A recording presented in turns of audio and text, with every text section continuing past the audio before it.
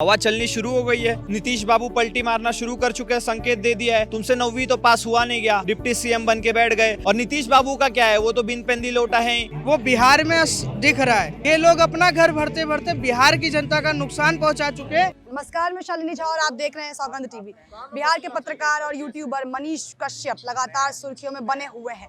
जिस तरीके से मनीष कश्यप ने एक बार फिर से रिमांड में रहकर ये कह दिया कि 180 दिन पूरे और सरकार तेजस्वी की गिरेगी। जय श्री राम। हवा चलनी शुरू हो गई है।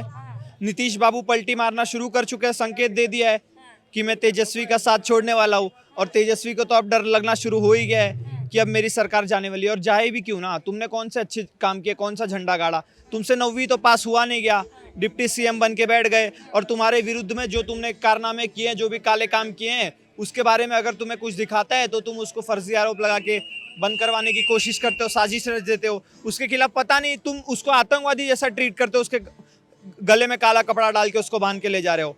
और दूसरों को इल्जाम लगाओगे कि लोकतंत्र खतरे में।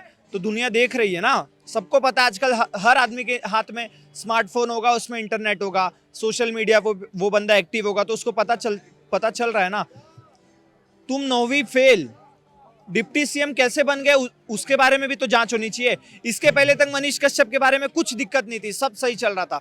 जैसे इनके करीबी के घर में ईडी सीबीआई की रेड पड़नी शुरू हो गई, इनको समझ में आ गया कि अब मेरी नंबर लगने वाली है, तो इन्होंने लोगों का ध्यान केंद्रित करने के लिए दूसरे मुद्दे पे छेड़ दिया। मनीष कह रहे हैं कि इतनी ताकत नहीं है, बात बात में बोल दिया, गुस्सा था, लेकिन सरकार नहीं गिरा पाएंगे, इतना श्योर है लोगों का कहना है। अभी ज्यादा समय नहीं, बस 1-1.5 महीना आप देख लीजिए। नीतीश वही, यही जो तेजस्वी जी बोल रहे हैं ना, इतनी ताकत नहीं है, वही नीतीश कुमार के पैरों में दंडवत करते हुए नजर आएंगे। प्लीज मुझे छोड़ के मत जाओ।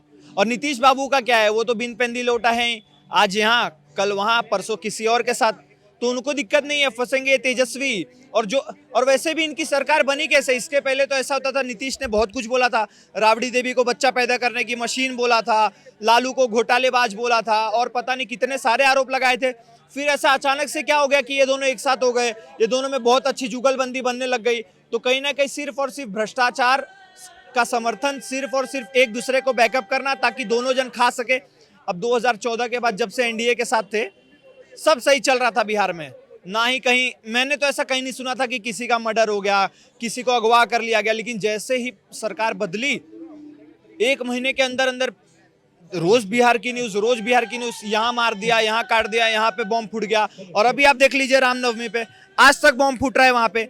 तो कहीं ना कहीं दुनिया को समझ में आ गया, नीतीश को समझ में आ गया, पूरे बिहार को समझ में आ गया कि अगर मैं लालू के साथ हूं तो इनडायरेक्टली मैं जंगल राज के साथ हूं।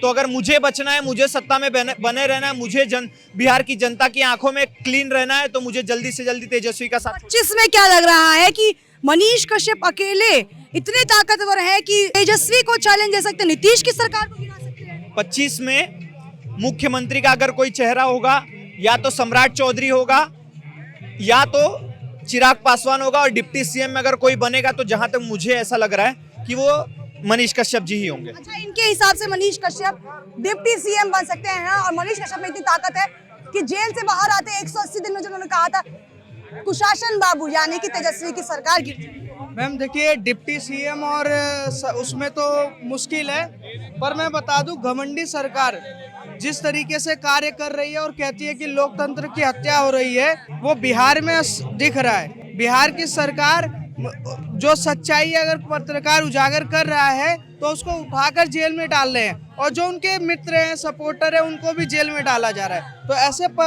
सरकार का तो जाना तय है। और जनता देख रही है, जनता अपना जवाब उस तरीके से देगी जिस तरीके से लोकतंत्र का जवाब होता है। अच्छा, ये बताइए, एक तरफ बिहार की स्थिति बेहद खराब है, दूसरी तरफ लोग ये आरोप लगा रहे हैं कि क्यों सरकार उस स्थिति पर ध्यान ना देने के बजाय मनीष कश्यप के पीछे लगी हुई है। मैम, बिहार की सरकार जातिवाद में पड़ी रही, इंफ्रास्ट्रक्चर को छोड़ दिया, विकास को छोड़ दिया। नीतीश बाबू को ही देख लीजिए ना, कभी यहाँ कभी वहाँ, कभी यहाँ वहाँ, फायदे की सरकार चलाते चलाते ये लोग अपना घर भरते भरते बिहार की जनता का नुकसान पहुंचा चुके हैं। कि वो बिहार से जनता कहीं दिल्ली में नौकरी करने आती, वो बिहार से जनता मुंबई में, कर्नाटक में, बेंगलुरु में मजदूरी करने पे आए, जहां पर उनके पास सबसे ज्यादा योग्यता होने के बाद भी लालू और नीतीश और सरकारों ने उनका हमेशा शोषण किया है। और उसको छुपाने के लिए इन्होंने एक पत्रकार को हुआ, अभी सासाराम में जो हुआ उस पर क्या इन्होंने एक्शन लिया, बहुत बड़ा एक्शन लिया, मुआवजा दे दिया। ये कोई एक्शन है क्या? मुआवजा देना, आप एक्शन नहीं ले रहे हो, मुआवजा देकर एक तरीके से उसको दबा रहे हो, मुआवजा से कोई वो नहीं होने वाला। मैं ये बता दूं, जिस तरीके से एक पत्रकार को उठाया है उस तरीके से ये भी जेल जाएंगे ही जाएंगे। तो सुना आपने मनीष कश्यप के मुद्दे पर क्या थी इनकी राय। वीडियो में फिलहाल इतना ही, हाजिर होंगे एक नए मुद्दे एक नए वीडियो के साथ। मुझे दीजिए इजाजत। देश और दुनिया की तमाम बड़ी खबरों के लिए आप सौगंध टीवी को लाइक शेयर सब्सक्राइब जरूर करें। कैमरा पर्सन सचिन के साथ शालिनी झा, दिल्ली, सौगंध जी। आप देख रहे हैं सौगंध टीवी, सौगंध वतन की।